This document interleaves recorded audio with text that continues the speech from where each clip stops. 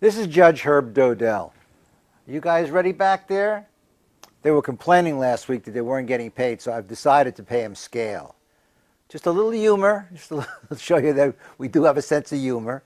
Today we're going to talk about a subject that is very, very rampant, and that's cyberbullying and using social media and things like that to hurt other people. Well, the legislature recognized all of that, so included in the restraining order laws are to prevent this thing called cyberbullying. Let me give you a couple of examples. Many of you are familiar with Gloria Allred. She's a fairly well-known, famous lawyer who takes lots and lots of cases and gets lots and lots of publicity.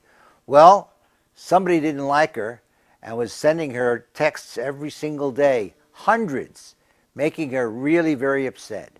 So they came in looking for a restraining order. And I knew her partner for many, many years, and he appeared for her.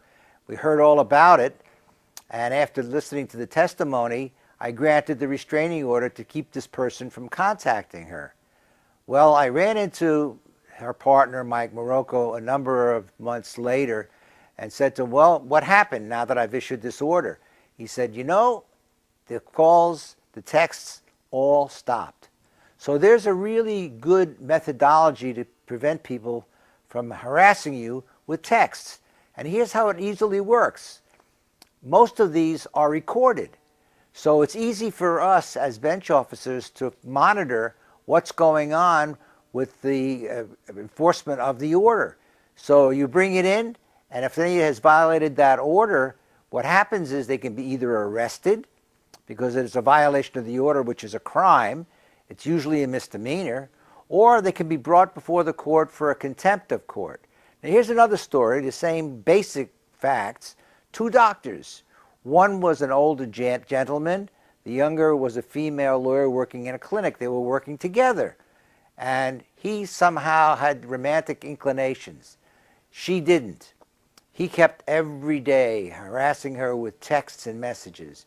Finally, she got him fired, but it continued. Even after a restraining order was issued, he kept on doing it. So when they appeared before me, I said to him, what don't you understand? He says, well, she says she loves me. I said, she's telling you she doesn't love you. She doesn't want to even talk to you. So I issued that restraining order, and they came back a couple of months later and said, you know, they had worked it out. He didn't want to have to hassle with her anymore.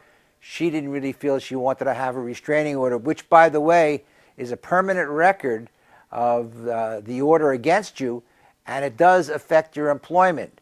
I've mentioned it before. I once called a couple of major employers, and they told me privately that when they do a background check, if they see a restraining order, they don't hire the people.